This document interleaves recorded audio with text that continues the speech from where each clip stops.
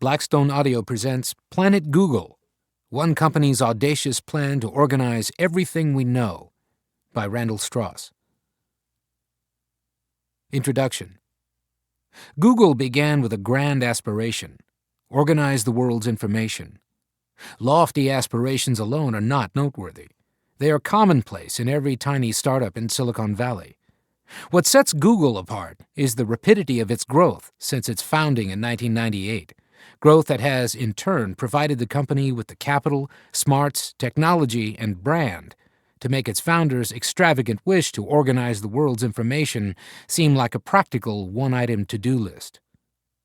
In the course of quickly becoming a ubiquitous presence, by 2003, a mere 5 years after the company's founding, the popularity of Google, the verb, was formally recognized by the American Dialect Society. Google has undertaken initiatives to attain comprehensive control of information. It has made great progress in expanding in numerous directions, doing so well ahead of our ability to notice the details or the cumulative impact. This book explores how Google has grown up and out, how early technology choices enabled it to extend its reach without limit, how its pursuit of information of all kinds has brought it unrivaled power, and how its power affects the general interests of everyone, for better or for ill. Google version 1.0 searched web pages. Google 2.0 has been reaching outward beyond web pages omnivorously. Books, news, and videos are three of many categories of information that Google has added to its storehouses, bringing it into conflict with entire industries: book publishing, newspapers, and television entertainment.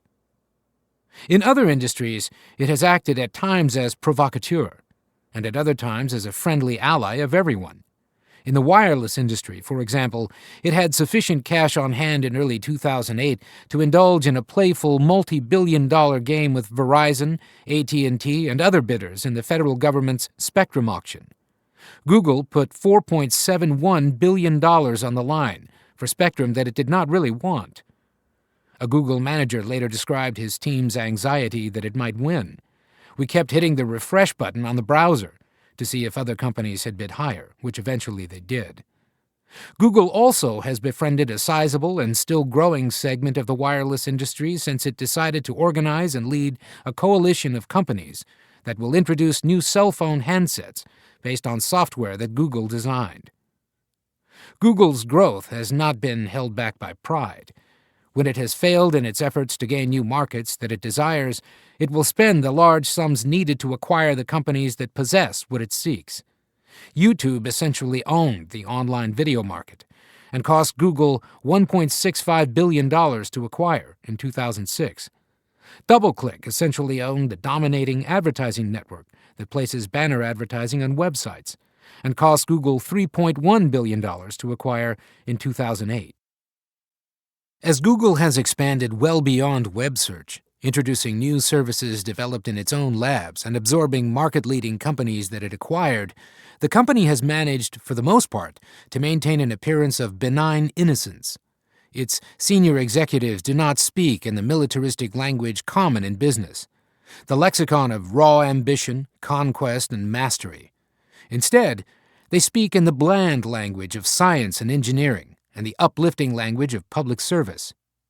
The company was fortunate, during its rise, to acquire a patina of historical inevitability. Every age, coal, steel, oil, has a raw material that defines its historical moment. In ours, it is information, and Google has become its preeminent steward. The sense of historical predestination is illusory, however, an artifact of hindsight. Google's power derives from its financial base, which was built upon an accidental discovery 2 years after the company's founding that plain text advertisements on its search results pages produce enormous profits. Neither Larry Page nor Sergey Brin, the company's co-founders, who met as graduate students in computer science at Stanford University, predicted, nor did anyone else, that those unobtrusive ads would form the foundation of a business that within 7 years would be accorded by investors a historic high valuation in early November 2007 of $225 billion. The ad giveth, and the ad taketh away, too. Bright future prospects for those ads drove Google's share price up to its historic peak. And when future prospects for continued growth in ad revenue dimmed, investors' interest cooled. In the last quarter of 2007, Google enjoyed 30% annual growth in the number of clicks on its paid ads, but the growth disappeared in early 2008. When evidence surfaced that the number of clicks in the first 2 months of 2008 was flat, and when dark economic clouds gathered, portending a global recession and a difficult market for ad sales for Google by mid-March 2008, investors sent Google's share price down 45% from its historic peak of $747. Then, when Google reported in April that its ad sales in the first quarter of 2008 had remained strong, its shares soared 20% in a single day. Google's dependence upon text ads is especially remarkable, given that advertising was entirely absent in the original business plans of the founders. When the Google search engine was first made available to the public, visitors noticed superior search results, but they also noticed the service was entirely free of commercial messages. Google spared them the irritating pop-ups, flashing banners, and other mutating forms of advertisements that at that time were competing in an escalating arms race for a visitor's attention on the web. Brin and Page were hostile to the very notion of permitting advertising on a search site. In an April 1998 academic paper prepared when they were still students, they criticized advertising-funded search engines, which they believed would be inherently biased towards the advertisers and away from the needs of the consumers. They argued that for a search engine to remain immune from the temptation of biased results, it would have to remain in the academic realm. Even after Google moved from its first home, a Stanford dorm, to a rented garage off campus, Brin and Page moved cautiously in permitting advertising on their site. They decided to introduce advertisements as an experiment, restricting the format to 3 very short lines of text and a web address, which were placed on the right margin of the search results page and displayed only if the advertisement was directly relevant to the search term. This was sufficiently unorthodox that even some within Google were skeptical that plain text ads would succeed in attracting attention. Marissa Mayer, a Google vice president and early employee, later recalled that a colleague leaned over at the meeting that settled on the details of the text-only advertising and predicted, "You wait. In a month, we'll be selling banners." When Google offered the ads on a trial basis in 2000, prospective advertisers were invited to spend a modest sum to see if plain text ads, matched to the keyword phrase used in a search, would draw customers. The effectiveness of the ads was easy to measure. Only if a user clicked on the ad was it deemed successful. Google's offer was risk-free for advertisers. They would pay only when users clicked. Initially, the text ads were displayed so sparingly that they went largely unnoticed. The self-imposed requirement that advertisements had to be meaningfully related to the search phrase meant that in 85% of all Google searches in 2000, no advertisements were shown at all, because the search phrase had no relation to any commercial product or service offered by Google's advertisers. Brin said in an interview at the time that he heard Google visitors report that they never saw an advertisement. Even in 2001, the advertisements were still so unobtrusive that how Google made money remained a mystery to journalists and analysts. The founders showed no indication that they foresaw how important advertising would be to the company. Google also earned money from licensing its search engine technology to other companies like Yahoo, and that seemed to everyone at Google to be as promising a source of revenue as any other. As late as 2002, 4 years after the company's founding, Google's text advertisements seemed, at least to some informed observers, to be so insignificant that the company's ability to ever turn a profit seemed uncertain. The New York Times ran a story whose headline preserved the prevalent view that Google still lacked a means to make money. Google's toughest search is for a business model. Yuri Punj, an analyst at UBS Warburg, said, "The Internet advertising model has been shown not to work. We all know in business that free doesn't work. I think Google will realize that they have to go to some paid search capability." Indeed, Google's own Omid Kordestani, a senior vice president who oversaw sales, wondered aloud whether Google might charge for its service in the future. Those unprepossessing text ads, however, were providing advertisers one of the most cost-effective ways of reaching desirable customers ever devised in the history of advertising. It took a while before this was noticed. Achieving a one-to-one match between an advertiser and a receptive viewer is not only feasible, but relatively easy, because the very act of submitting a search term provides precise information about what a user is currently thinking about, permitting a highly educated guess about the user's likely interest in an advertiser's product. Freed of the inefficiencies of broadcasting a message to those who may or may not happen to be in a receptive frame of mind, Google's advertisers are happy. And by setting up an auction system, in which interested advertisers bid against one another for the price they are willing to pay Google if a user clicks on their advertisements, Google is happy. By 2002, Google's revenue passed $400 million and then grew even faster, to $1.4 billion in 2003, $6.1 billion in 2005, $16.5 billion in 2007. Net income increased apace, growing from $100 million in 2002 to $4.2 billion in 2007. 99% of its revenue still is generated by those simple text ads, many of which now appear on the web pages of affiliates, companies with whom Google has arranged to place ads and receive a share of the advertising revenue. No annoying visual gimmicks are needed, just a handful of words placed before the right online audience in the right frame of mind at the right time works wonders.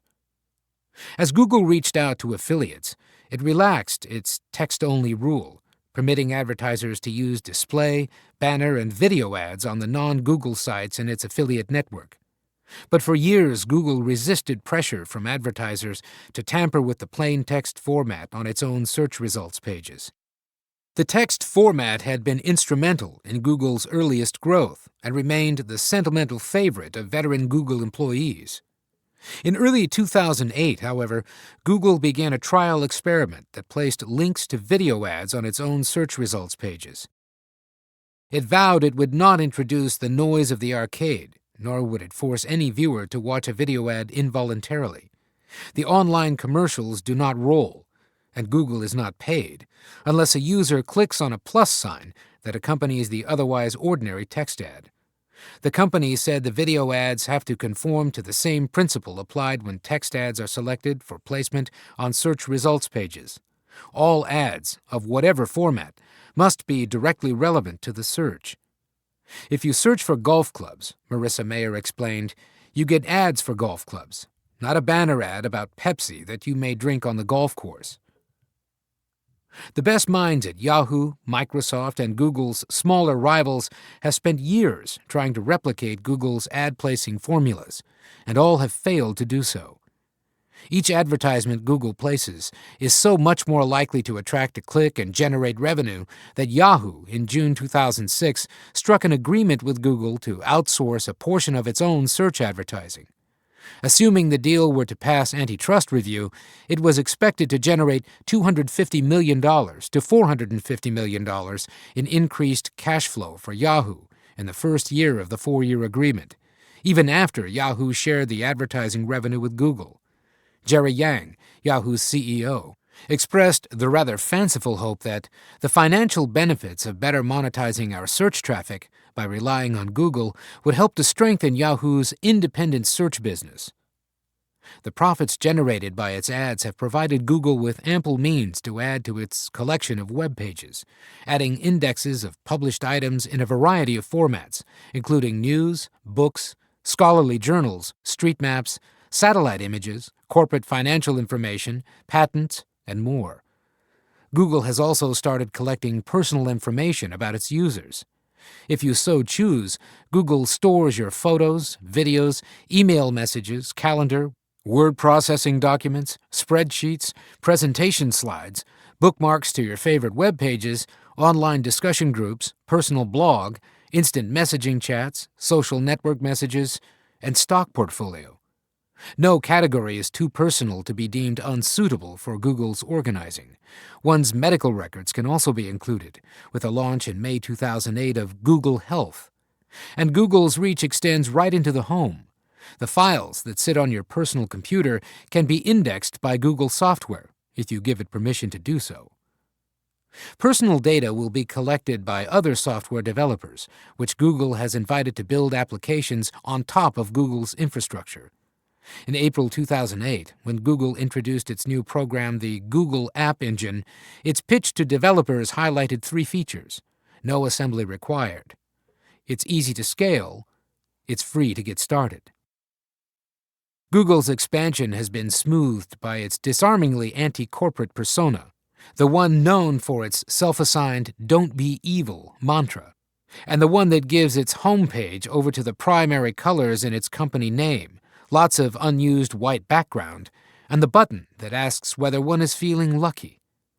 When the New York Times published a story in 2006 with the headline, "Planet Google Wants You," it ran in the fashion and style section, not in business. It was a light piece on Google's popularity, not an alarm raised about Google's push for what the article called global ubiquity.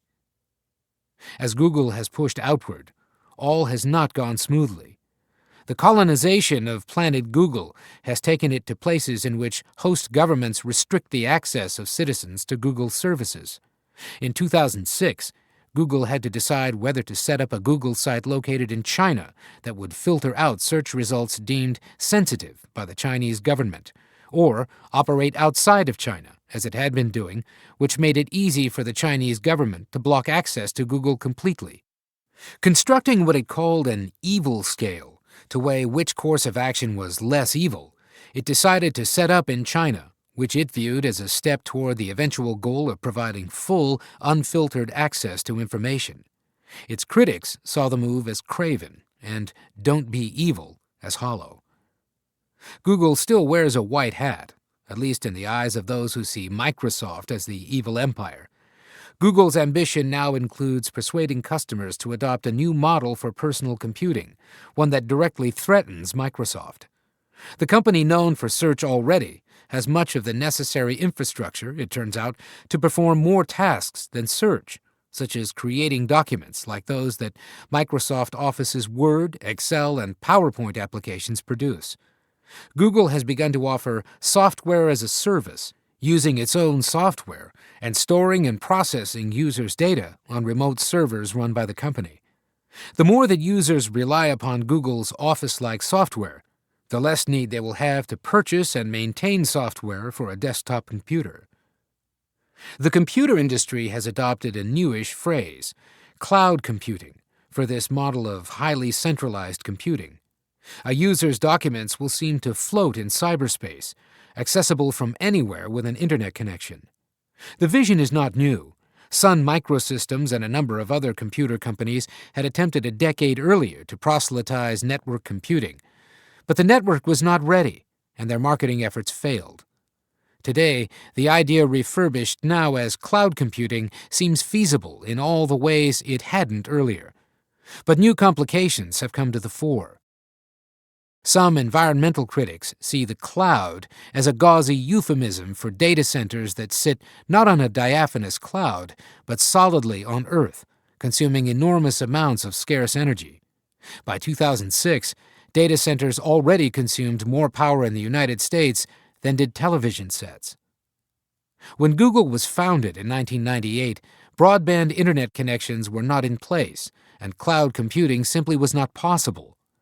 Google's search business certainly posed no possible threat to Microsoft's profitable Windows and Office businesses. Yet today, Google, with its multifarious interests, constitutes the most formidable challenger that Microsoft has ever faced. Google is still a much smaller company. Its $16.5 billion in sales in 2007 are dwarfed by Microsoft's $51 billion. In terms of market capitalization, Google was the 10th largest U.S. company, $180 billion in June 2008, when Microsoft was the third largest, $270 billion. But Microsoft realizes which of the two is best positioned for the future. and its bid for Yahoo was widely interpreted as an expression of its fear of competing against Google alone. For years, Microsoft has tried to match Google by improving its own search and online advertising capabilities and investing in its own nascent services in the cloud. Failing to make much headway, it decided to make its hostile bid for Yahoo.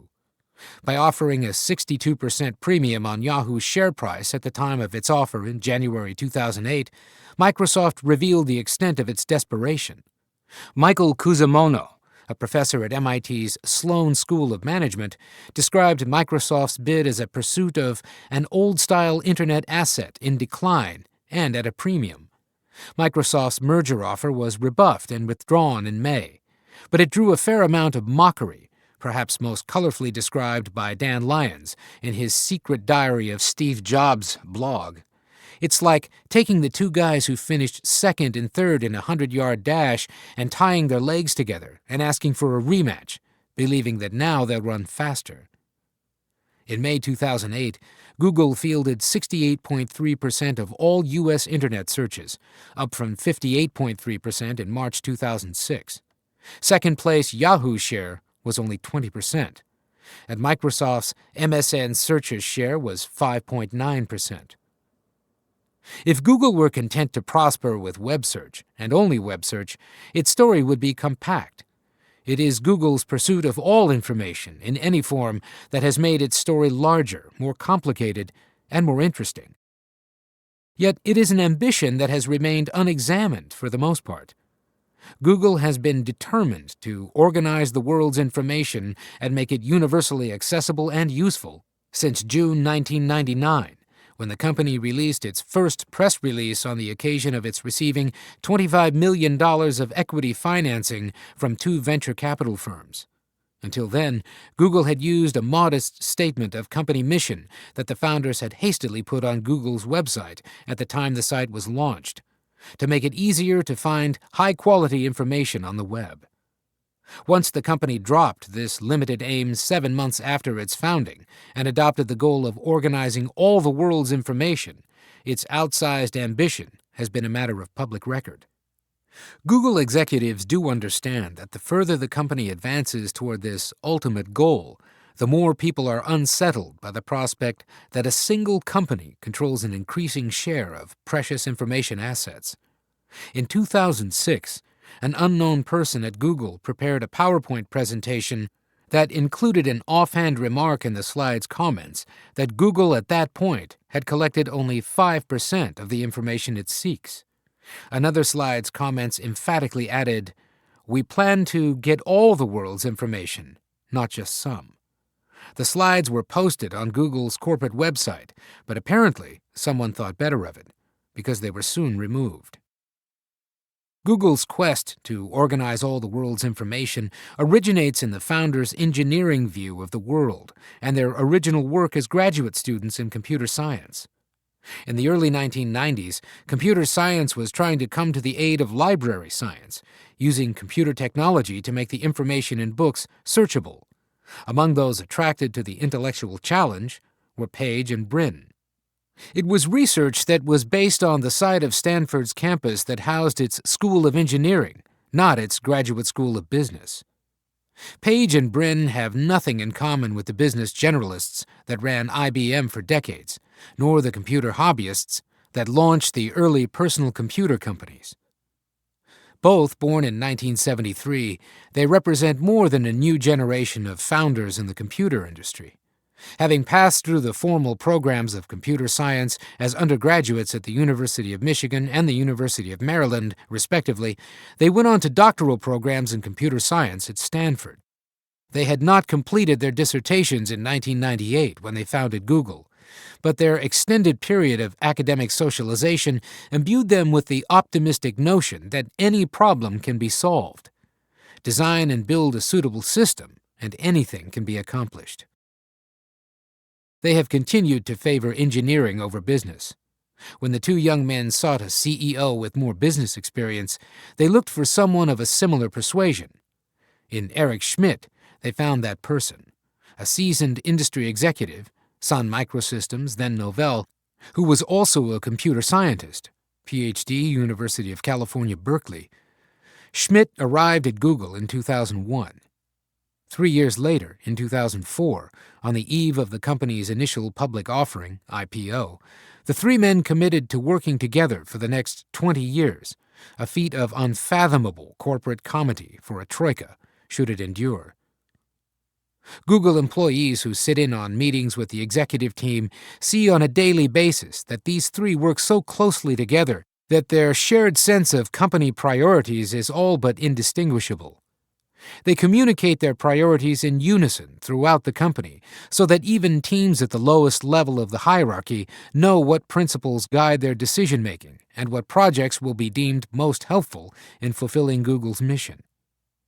The most visible difference distinguishing members of the trio is that Schmidt steps forward as the public spokesperson, and Brin and Page step back. Schmidt, who is 18 years older than Brin and Page, is described in the general press as the person who supplies the adult supervision. But it is his skill at controlling what is said publicly, saying little without appearing to do so, that is most valuable to the executive team. In describing what Google is doing or not doing, Schmidt has a more shrewd sense of what phrasing the world outside will receive in the most positive way. When Brin was asked in 2008 about why consumers should trust Google to protect their personal data, he responded in a tone that suggested the very question was absurd. How many people do you think had embarrassing information about them disclosed yesterday because of using Google? 0. It never happens. Yet I'm sure thousands of people had their mail stolen yesterday or identity theft. Schmidt, by contrast, regularly handles the same question calmly, without betraying irritation, acknowledging the concern about privacy and gently pointing out that Google is fully aware that its entire business relies upon maintaining the trust of its users. Occasionally, though, Schmidt will blurt out a thought that has not passed through his internal review filter. When this happens, he sounds indistinguishable from the co-founders. One such instance was in May 2006. He was talking about Google's strategic model, which, he said, is designed to scale to no boundary. We don't see today any limit to this model of continuing to grow. I'm sure there are limits, but we don't see them today. This limitless growth model is very exciting. Exciting for Google, yes. What the prospect of growth without limit means for the public is something more complicated than a pure thrill.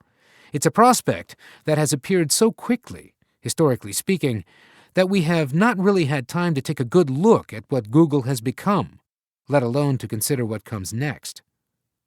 It is possible that Google is currently using as many as 1 million computers for its operations, harnessed together to create effectively a supercomputer, the world's largest. Google will not disclose the number of computers, nor say much about the data centers that house them. When Schmidt was asked in April 2007 how many data centers Google had, he replied, "I don't actually know." And then, anticipating that the answer would sound coy, how could the CEO not know such a thing, he allowed that there were dozens of centers, including some of immense size. Then he added, cheerfully, "In a year or two, the very large ones will be the small ones, because the growth rate is such that we keep building even larger ones." He was oblivious to the possibility that such growth might strike some as ominous. Schmidt, Page, and Brin were also slow to appreciate that Google's technical achievements would not necessarily be praised. When Google's ambitious plan to digitize entire university libraries brought upon it legal difficulties and furious criticism from book publishers and authors, the company was utterly surprised. It had viewed book scanning as a practical matter of addressing engineering issues at scale. It had not realized that the problems on the engineering side were the easy ones, those concerning intellectual property and the law, far more difficult. The company's allegiance to the engineer's ethos came through one day when I attended a weekly all-hands meeting at the Googleplex, the main corporate campus, in Mountain View, California. Schmidt, Page, and Brin all appear at the Friday afternoon meetings whenever they are in town. Within the company, they are not reclusive in the least. Their offices are on a busy floor, small, and in the case of Brin and Page, still shared. The TGIF gathering is a combination of official briefing, informal question and answer session, and party. Only a few hundred employees can pack into the atrium where the meeting is held, but live video feeds are sent to all Google offices around the world. When I inquired about attending a TGIF, I was told that they were for employees only. Gaining admittance took a while. After 5 months of conversations with the company's corporate communications staff, however, I sat down with Eric Schmidt for a heart-to-heart chat, or, more accurately, knee-to-knee. The room was no bigger than a closet. There I put directly to him my wish to see more of the company than my interviews with individual employees afforded. He brought up the TGIFs before I did, and suggested that I attend. He did not have to ask me twice. On the Friday that I chose in early May 2007, Schmidt and Brin were out of town, and Larry Page was the sole MC. He led off with a set of unremarkable announcements, a short demo of a new product, and then he dove into the real business of the day, fielding employee complaints. Of all workplaces in the world, this would seem to be the place least likely to find employee unhappiness of any kind. Every conceivable condition that might impinge on workplace productivity seems to have been attended to. The company famously provides free meals, breakfast, lunch, and dinner, that make a gourmet's heart flutter. For those who work at the Googleplex in Mountain View, a free shuttle service covering the entire Bay Area is available. Free on-site medical care is provided by 2 full-time doctors who are on staff. Subsidized massages are available on the premises. A company childcare center is nearby, and various services are provided, for a fee, right at the workplace. Personal trainers, haircuts, a laundry, dry cleaning pickup, bike repairs, and car wash and oil change services. Larry Page, in 2004, had told Google shareholders in an owner's manual to expect us to add benefits rather than pare them down over time, and so the company had. Little wonder that Google would be named in 2007 and again in 2008 by Fortune magazine as the #1 best company to work for. And yet, at the Friday meeting, complaints do come in. The machines that software developers use are too slow. An internal online calendar for scheduling massages is bulky. Nearby traffic lights seem mistimed, causing irksome delays in the daily commute. Google's maps for Japan lack English translations for place names. As Page listens to each grievance, he is good-humored and patient, even when the pettiness of the grievance should embarrass the complainant. If Page agrees that the company should take action, he tries to fix the problem on the spot. When an employee complains that the legal department has decreed that every outgoing email message from the sales team must include a long disclaimer in legalese, a very ungoogly practice, Page looks out over the crowd. Who's responsible for that? A hand is raised. All right, don't do it. The audience laughs. Whether corporate counsel will back down without a fight will be determined only later. Page is ready to move to the next question, but he can't resist adding, "It does seem kind of ridiculous." In the very middle of the meeting, Page fields a more hard-hitting question. It concerns Google's recent hiring of so many newly minted MBAs. "How do we ensure we don't hire too many of them?" an employee asks him in an email message. The question is greeted by approving applause. Page stops reading and asks for a show of hands to find out how many MBAs are present in the room. Almost no hands are raised. He tries, half-heartedly, to make the case that MBAs are equally helpful to the world too, which provokes some derisive laughter. So he moves on quickly to say that he and the senior managers have taken measures to make sure that the company's high ratio of engineers to non-engineers will remain constant. Google goes after not just the well-educated, but the very well-educated. Among the company's first 100 engineers, 40 were PhDs. The company's emphasis on PhDs was not shared universally in the software industry. Microsoft mostly recruited computer science majors who had only a bachelor's degree. The company eschewed those with advanced degrees. We're huge believers in hiring potential, Kristen Roby, Microsoft's director of recruiting at colleges in the United States, said in 2004. In contrast, Google sought those with the most academic training possible. A typical Google job listing featured a three-word phrase rarely seen outside of academe: PhD, a plus. At Google, management and staff use the empiricism of science to guide their business, developing hypotheses, collecting data, revising hypotheses, and repeating the cycle. Kevin Scott, a senior software engineering manager who worked at Google, described the iterative process. Ideas at Google do not burst forth from the heads of geniuses and then find their way unimpeded to huge audiences of receptive users. Rather, ideas emerge, are torn to shreds, reformulated, torn to shreds, prototyped, torn to shreds, launched to internal users, torn to shreds, rebuilt and relaunched, torn to shreds, refined some more, and launched, whereupon they are torn to shreds by bloggers, journalists, and competitors. Google has been in the enviable position of being able to afford additions to its information collections that may not produce profits and may not even produce revenue.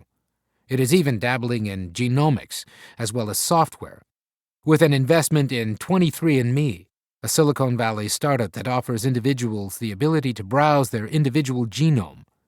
Information, if interpreted as broadly as possible, encompasses many kinds of businesses, and Google has shown an eagerness to try many things.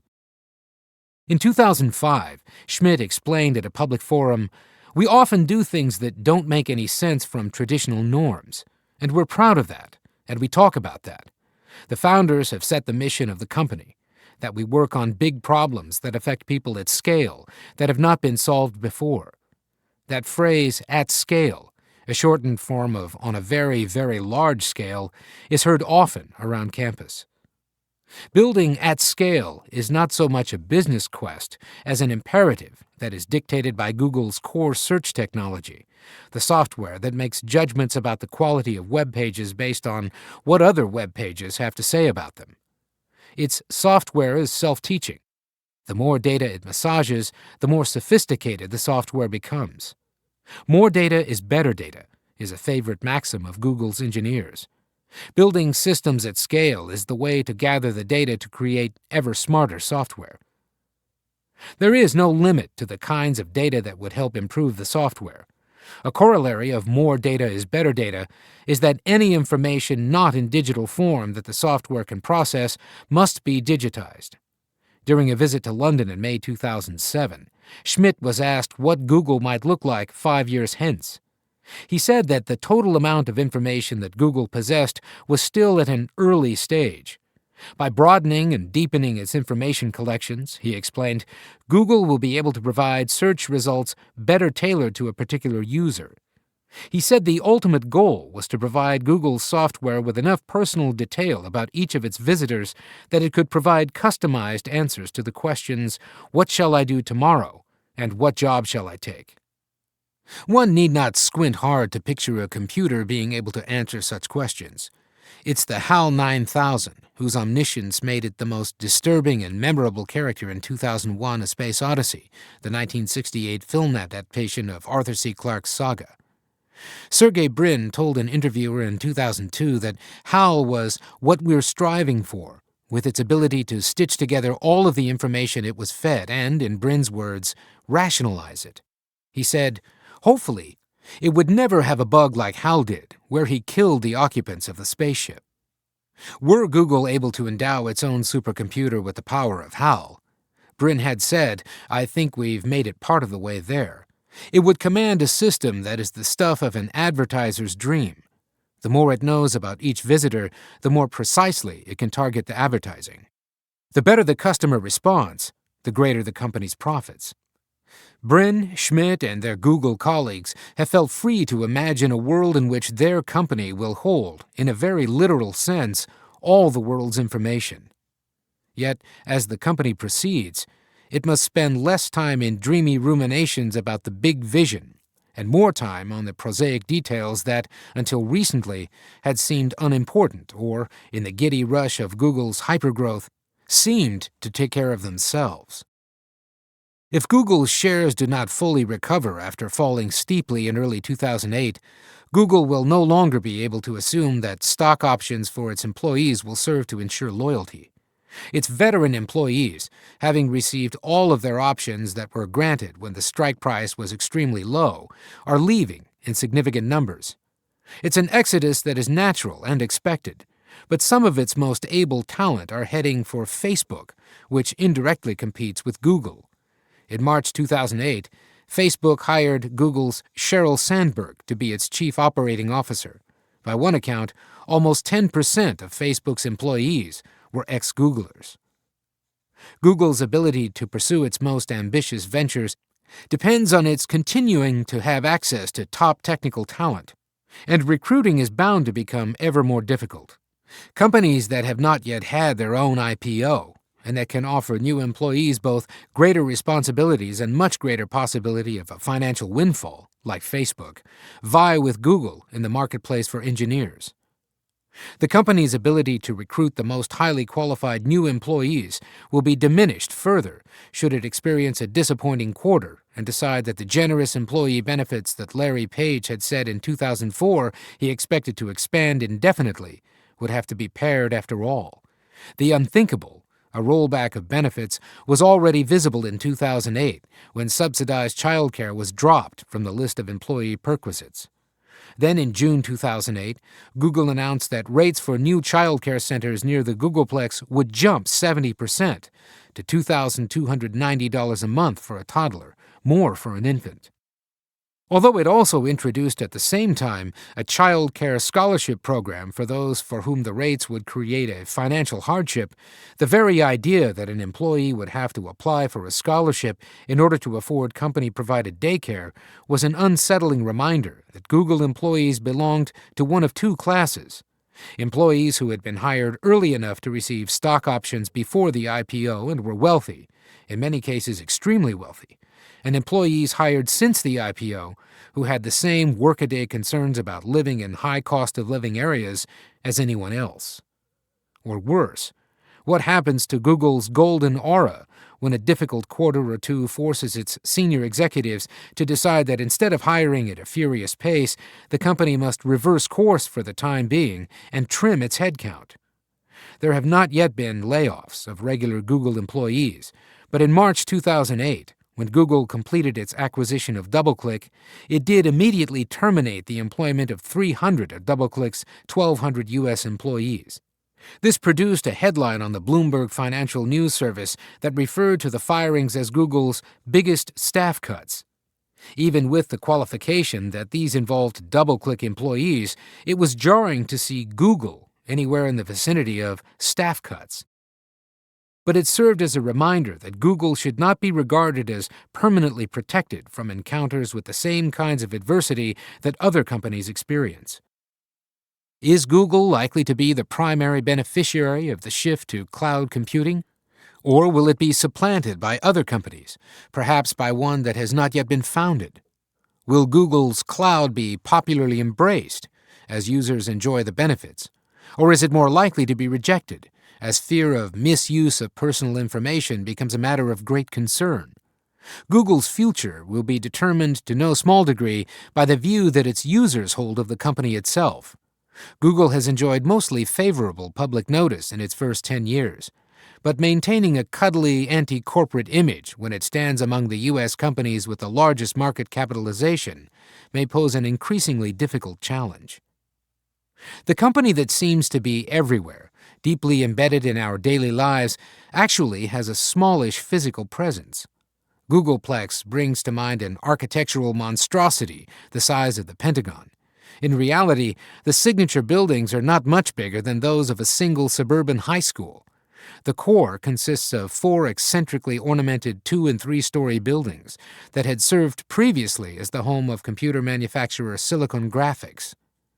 These are arranged around a swath of shared space, young shade trees, tables protected from the almost always present sun by umbrellas in the Google colors of red, green, blue, and yellow, a grassy knoll and circular volleyball court, an outdoor garden, and Stan, a bronze Tyrannosaurus Rex skeleton. Depending on the time of day, many or few Googlers pass among the buildings. As a group, they have one striking attribute. They're a very young workforce, even for Silicon Valley. At the end of 2003, the last year before its IPO, Google had 1,628 permanent employees. Only 4 years later, at the end of 2007, the number had grown tenfold to 16,805. Given its ambition, Google could not remain small. A reminder of this came up in May 2007, before the company's annual shareholders meeting began, when Page and Schmidt met with a small group of reporters, including me.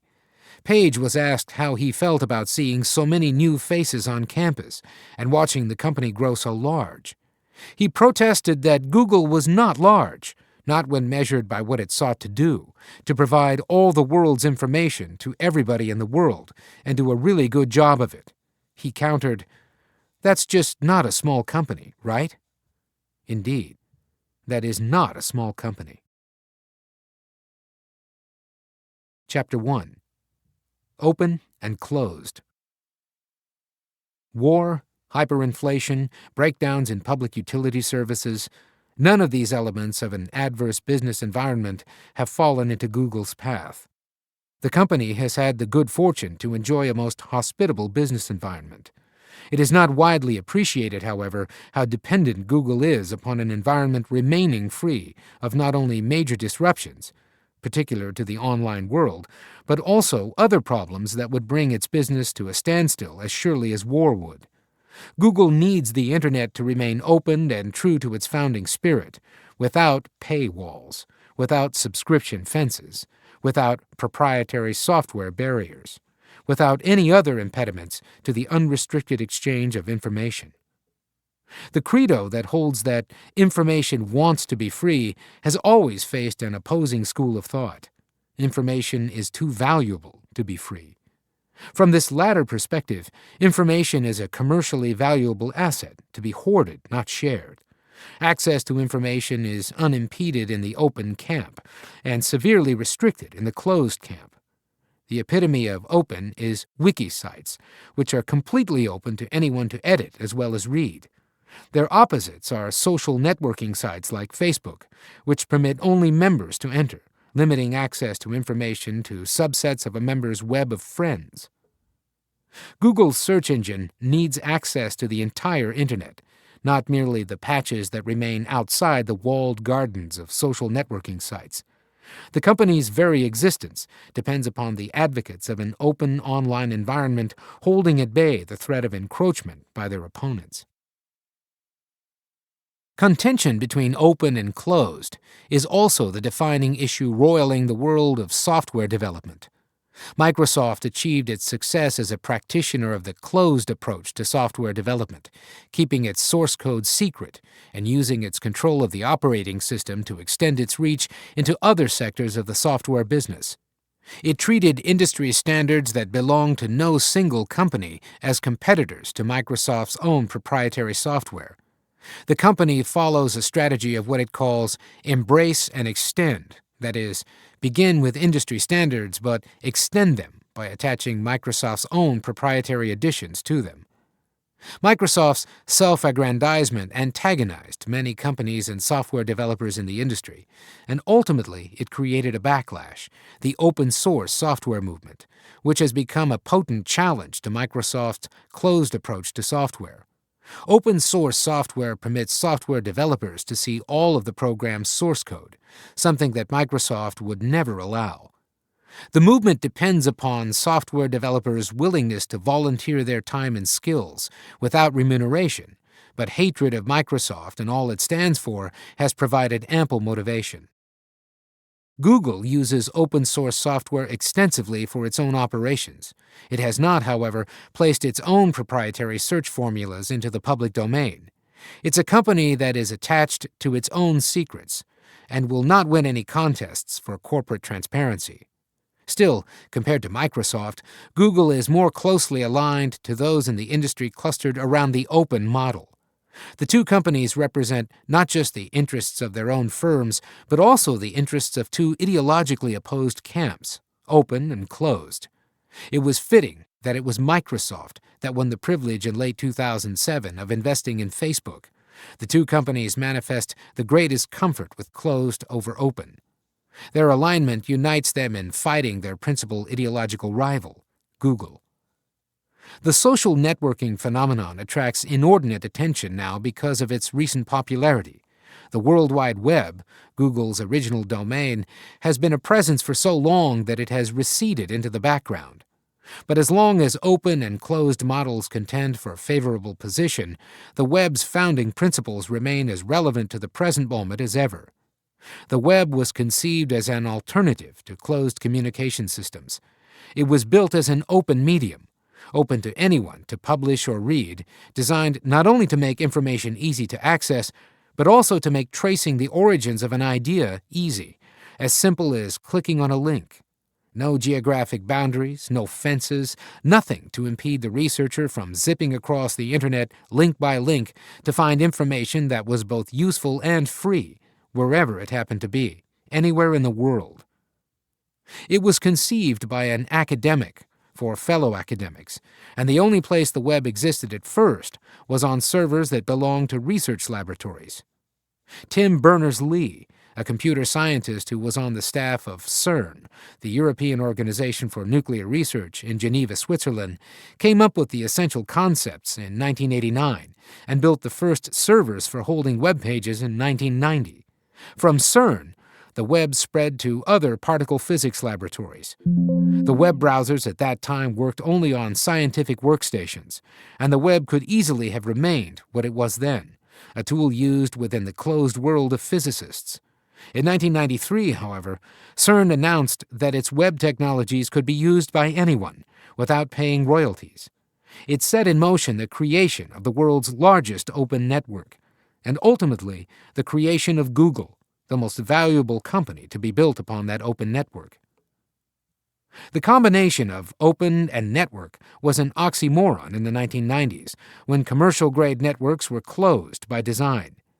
Cellular phone networks and cable television networks, for example, ensured quality by using a strong central authority to exert close control and restrict who and what had access to the network. In contrast, the web lacked a central authority and also lacked built-in mechanisms for website publishers to collect revenue. So initially, the web appeared to be the place for academics, amateur authors, and others without interest in commercial pursuits to share information without concern about remuneration. In its openness and radically decentralized design, the web mirrored the design of the underlying technical standards for the Internet, the networking technologies that are used to transfer digital bits of information. But the web was not an instant success. In June 1993, 2 years after it was introduced, less than 0.5% of all Internet traffic was used for web pages.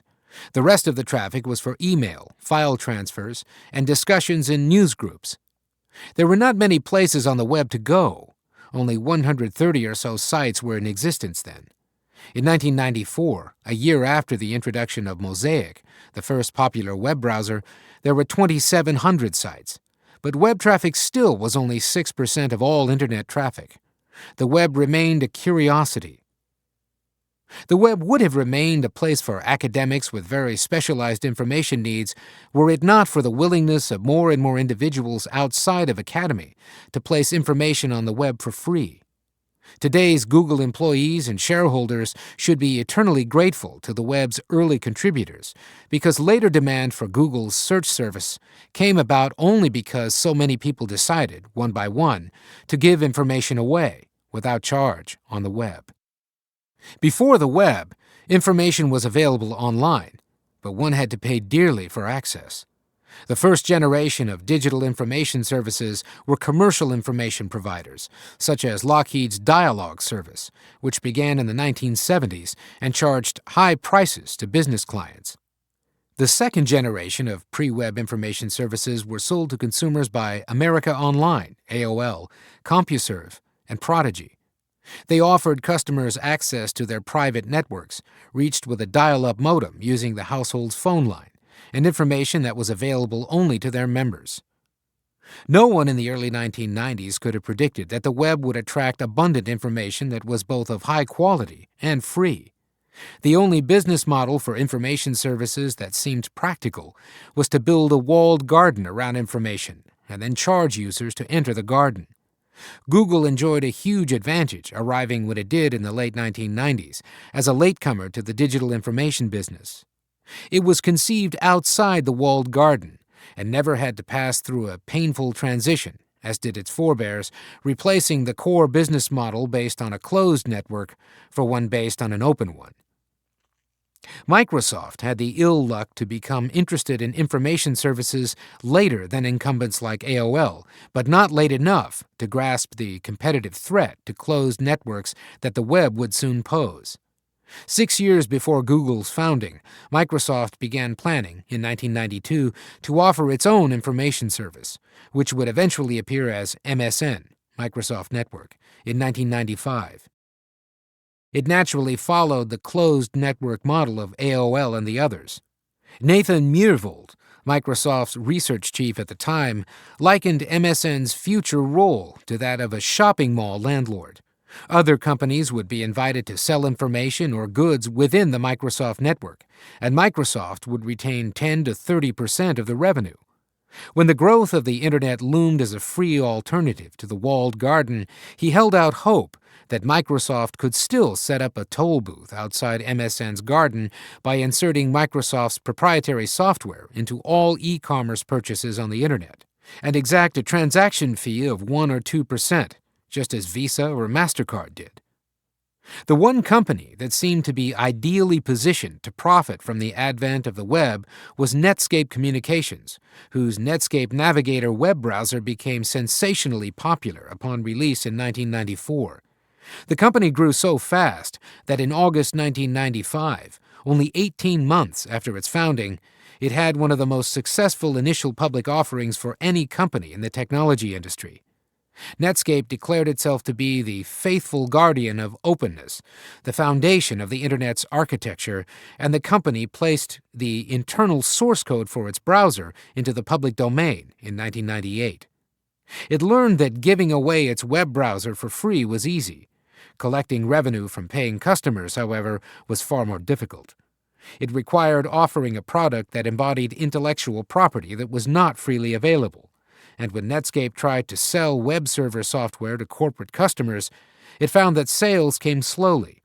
It attempted, in vain, to have its proprietary additions to web standards adopted as a new industry standard. As a chronicle of Netscape's history summed up, Netscape was open, but not open. Almost every information technology company claims to be a champion of open standards. Even Microsoft did so too, touting Windows as an open platform, that is, open to any software developer who wished to create Windows applications without having to secure Microsoft's permission and without having to share the revenue with Microsoft, in contrast to game system manufacturers like Nintendo, which control their own closed software systems and force game developers to share revenue from game sales. When Microsoft added its own proprietary code to the industry's Internet standards, such as internal web page tags that its Internet Explorer would recognize, but Netscape's browser would not, it euphemistically called the changes extensions to preserve the appearance of adhering to open standards. When Google was founded in 1998, it did not have to fight against Microsoft's extensions, nor did it have to displace Microsoft's operating system or push back Microsoft's browser. It had the advantage of a better field position than previous Microsoft challengers had ever enjoyed. It floated above the fray. Any browser running on any operating system could reach Google. Google was fortunate in another respect. The sheer mass of pages placed on the web overwhelmed the abilities of Yahoo and others in the first generation of web navigation and search businesses to develop search techniques that grew in sophistication as fast as the web was growing. Their failure created the opportunity for Google.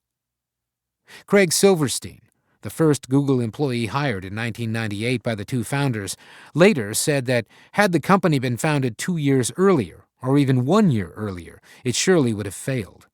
Before 1998, the web was still small enough that almost any search method served well enough. Producing a list of sites with matching web pages that was short enough to be easy to scan in its entirety. By 1998, however, The web was much larger, and a need had arisen for a search engine that could do more than simply match the text of the search term with that of all web pages that contained the phrase. Silverstein said it also had to discriminate between good results and not so good results. Google would have no search service to offer if web pages were inaccessible to its Spider, the software that systematically crawled the web, collecting copies of web pages that were then indexed and analyzed, in readiness for matching when a visitor to Google later submitted a search request. As fast as Google's software appears to perform a search, it should be remembered that when Google receives a search request, its search does not at that moment check the world's websites, but rather checks the copies of those sites that were collected earlier and stored on Google's servers. When the crawling software was written in unsophisticated form, as Google's initial version was, it caused many problems for the websites it crawled. In some cases, where bandwidth was limited, the Google crawler's visits resulted in a spike in traffic that the website could not accommodate. The software that ran the website would freeze, closing the site to all visitors. This did not endear Google to the site's owners, some of whom sent Brin and Page angry email messages or phoned them to convey their objections. The upset passed. The code embedded in the Google Spider was improved, which reduced the time that it spent on each site and also reduced the likelihood that it would crash the system it was visiting. At the same time, web hosts became accustomed to the visits of automated software programs and understood Spider's visits would, in turn, make their sites visible to the search engines and could serve in the future to draw in visits by actual humans. The web's original designers agreed upon a piece of code website hosts could use to signal that a spider or any other kind of robot software was not welcome to visit. It was Google's very good fortune that the web grew without website owners electing to use this option to block visits by Google's Spider. The relevance of Google's search results are dependent upon having access to the broadest possible range of web pages. These provide the essential materials used in calculations that go into Google's ranking of search results, placing web pages with the greatest presumed authority at the top of the list. To calculate authority for any given page, Google's software looks at its database of links for the entire web and notes which websites link to that page, providing, in effect, a recommendation. This provides only a beginning. The sites that provide recommendations have to be examined carefully in order to determine whether the recommendation should be weighted heavily or lightly or disregarded entirely. The software returns to the database of links to see who recommends the recommending sites, and when those are found, to see who recommends those sites, and so on. The process works backwards, recursively. Checking who points to whom may seem as endless a process as going up a stairway in an Escher print, but the long chain of calculations eventually produces a distillation of relative authority for every page on the web, which is expressed as a number 1 to 10. It sums up whether editors at other websites regard any one web page as authoritative and worthy of recommending to others. Google refers to the number as PageRank. The page officially refers to Larry Page, who developed the original formula. But his surname permits the term to work nicely even if its paternity remains unknown to the reader. PageRank wasn't the first system devised to analyze the web's structure. Cornell computer scientist John Kleinberg's mid-1990s work at the IBM Almaden Research Center is generally credited as a landmark in the field. But PageRank was the one that made it out of the lab first. With its near-endless tracing of links and cross-references, PageRank relies upon a complete database of all links found on pages in the entire web, and that in turn requires that Google's crawler be able to range freely across an open ecosystem. Google can utilize the judgments embodied in links without having to purchase rights to use them because of the open ethos of the web. If even a small number of owners of websites with high PageRank scores and presumed high authority were to exclude Google's Spider, demanding perhaps that Google share revenue earned by indexing their sites, then Google's ability to operate as it has would end. The advent in the 1990s of an open model for publishing information on the web did not immediately spell doom for the closed model of walled gardens. Novice users of email and the web were slow to venture out beyond the carefully manicured garden of their internet service provider. This gave the service provider considerable leverage in negotiating deals with prospective tenants who wanted to set up shop within the proprietary network. The most sought-after real estate online was screen space within the gated world of AOL, a fact that AOL exploited to the fullest in negotiations with prospective commercial tenants. AOL was the widely acknowledged gatekeeper to online information in the place that its members found most convenient to access. The fact that the area within its garden was finite and merely a subset of what was available on the web did not seem to bother its members. An observation that Vint Gundotra, a former Microsoft manager now at Google, made about Windows applied to AOL too. At Microsoft, our view was that if the walled garden was big enough, it was indistinguishable from something that was open. When AOL customers sought faster internet service than AOL's dial-up service and switched to cable or DSL broadband service, they also began to see the limitations of AOL's information services. AOL's members began declining after 2001, falling from about 28 million membership in the United States to 9.3 million at the end of 2007. As it lost members, AOL executives realized that its wall prevented it from relying more heavily on advertising revenue to replace shrinking subscription revenue. In 2005, Michael Kelly, an ad sales executive placed in charge of all of AOL's web properties, complained, "My biggest problem is the walled garden. The world can't see the good stuff we do every day." AOL edged closer to the outside world when it announced a strategic alliance with Google in late 2005. The next year, AOL finally tore down its own garden wall. The opening of AOL's closed network seemed to mark the permanent end of an era. Small vestigial gardens offering content from a single source, open to subscribers only, could be found here and there, but one by one, they, too, acknowledged the greater attractiveness of an advertising-based business model open to all visitors. The New York Times' site experimented for a year with a paywall that was placed around some of its columnists, and decided to remove the wall in 2007. The Wall Street Journal's website remains the last major outpost of a gated, subscribers-only community. At the same time, however, that the triumph of the open network model seemed complete, Facebook demonstrated that a closed network model could still work well, very well indeed. In 2007, it grew into the second-largest social network site in the United States, with more than 42 million members by October. Only MySpace, the sensation of 2006, was larger, with more than 100 million active users. For Google, Facebook's growth was somewhat worrisome. When Facebook members logged on, their online communications and activities were fenced off from outside view. The more members that Facebook signed up, and the more time that they spent within its cozy but closed confines, out of reach of Google's spider, the slower the pool of searchable information for Google to find on the open web grew. Google did not immediately respond to the steep climb in Facebook's membership in early 2007. Orkut, Google's own social network site, named after Orkut Büyükkökten, a Google engineer, remained on the periphery of Google's core services and priorities. The service had been launched 3 years before, in January 2004, and left to make its own way by word-of-mouth promotion. It had become hugely popular in Brazil and in India, but not in the United States.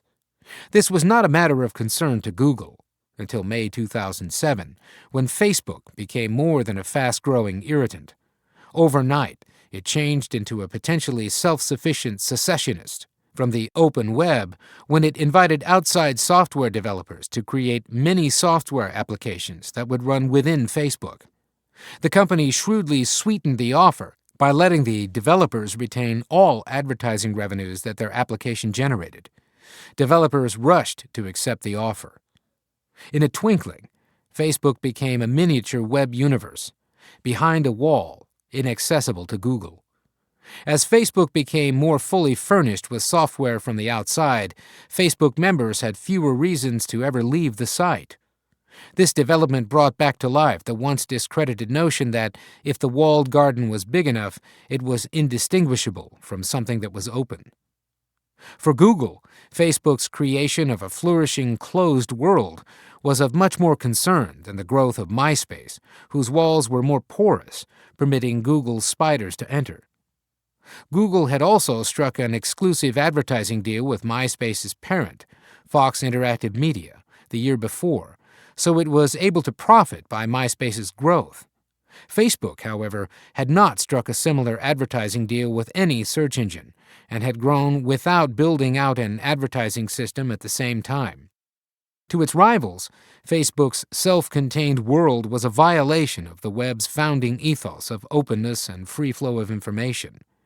Steve Rubel, an executive with Edelman, the giant public relations firm whose client list included MySpace, complained about Facebook on his blog. Facebook gives nothing back to the broader web. A lot of stuff goes in, but nothing comes out. What happens in Facebook stays in Facebook.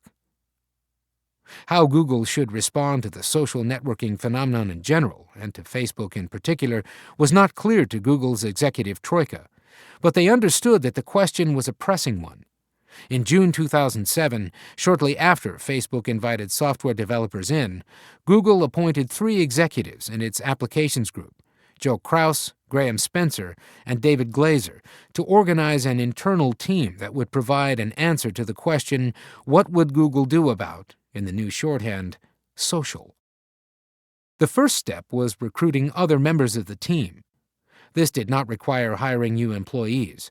Scattered across different groups within Google were plenty of individuals who were working in one way or another on projects that could conceivably contribute to Google's social networking initiative. Kraus and his fellow team leaders could not reassign these Google employees. They had to be persuaded. This called for a sales process, Kraus said.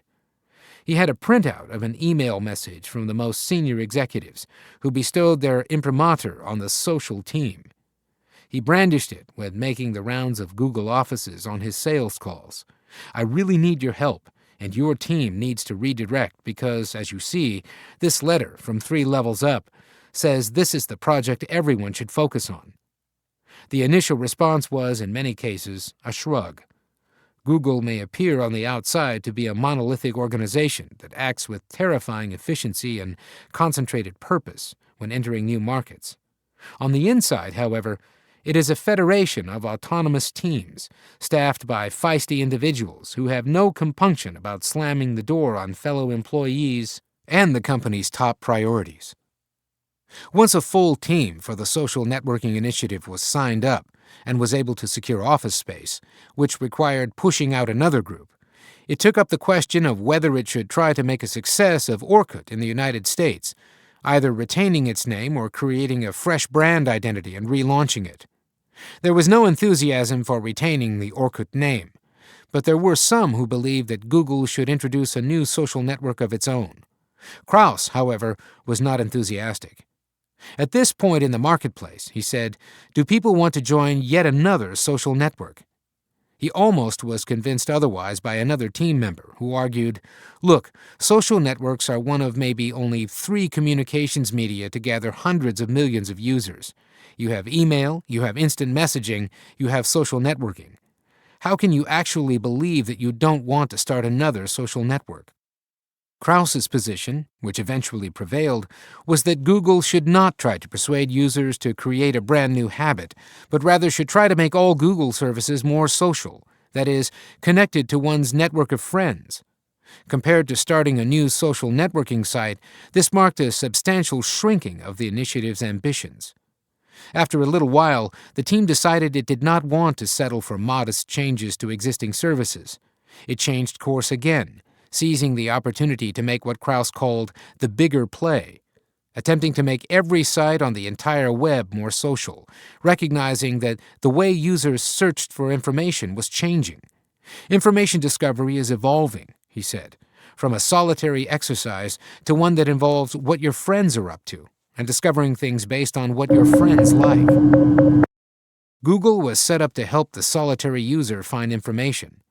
A socially oriented approach to search did not play to Google's traditional strengths. What Krauss and his team thought would be a wise course was to eschew anything that would appear to further Google's own proprietary interests, and instead lead an industry-wide alliance to adopt standards that would make social networking data universally available to software developers for use at all websites. The story Google would tell itself was that this was an altruistic project, helping everyone use their social network to find the information they were seeking, even if they weren't using Google's products. If there was any self-interest at stake, Google would say only what it always said, that Google's interests were tied indirectly to the health of the Internet. Anything that induced people to spend more time on the web is good for Google because, sooner or later, online users end up using Google's services. Another way of viewing Google's initiative, however, was to see it as a move to try to preserve the open web as new fences like Facebook's were erected. And still another view was that Google was acting in desperation, trying to address what it internally referred to as the Facebook problem, and find some means of counteracting Facebook's influence. It was remarkable that a company of Facebook's size, with only about 300 employees, was a cause of concern at Google, with about 16,000, or a bit fewer thanks to Facebook's maddening ability to poach some senior Google engineers. In this view, Google declined to promote Orkut in the United States not because it preferred a more noble cause, making the entire web more socially aware, but because it understood it was too late for it to have a chance to compete head-to-head with Facebook. When Facebook finally aligned with a larger partner, it was with Google's old rival, Microsoft. In October 2007, Microsoft announced that it was making a $240 million investment in Facebook, which was accorded a valuation of $15 billion, and reciprocally bestowed upon Microsoft the rights to serve as the exclusive intermediary selling advertising for the site to third parties. Reserving rights to sell advertising itself, Facebook prepared to unveil its own advertising system 2 weeks later. The business press was filled with coverage of the Facebook-Microsoft deal, of the astounding valuation of a company with paltry revenues, and with speculation about how Facebook planned to convert its intimate knowledge of its members' lives into advertising dollars. Google decided that in the few days remaining before Facebook's next announcement, it should try to reclaim some attention and make a formal public announcement of its own social initiative. One problem: Google had little to announce, other than a name, Open Social. The initiative's software standards were far from complete, and Google's efforts to assemble a roster of the most influential social networking sites as participants had not produced much. 2 days before the Open Social announcement was to be made public, the list of participants was composed of social networking also-rans, Orkut, of course, and Bebo, 6apart, High5, Friendster, LinkedIn, Ning, and some others that were not social networking sites, like Salesforce.com. Conspicuously missing were MySpace and Facebook. At the end of the week, the initiative received a badly needed injection of credibility when MySpace joined in too. But the fact that Google had earlier that week felt it had no choice but to unveil the coalition without a major anchor tenant suggested the Open Social team's belief that it could not wait to try to slow Facebook's momentum.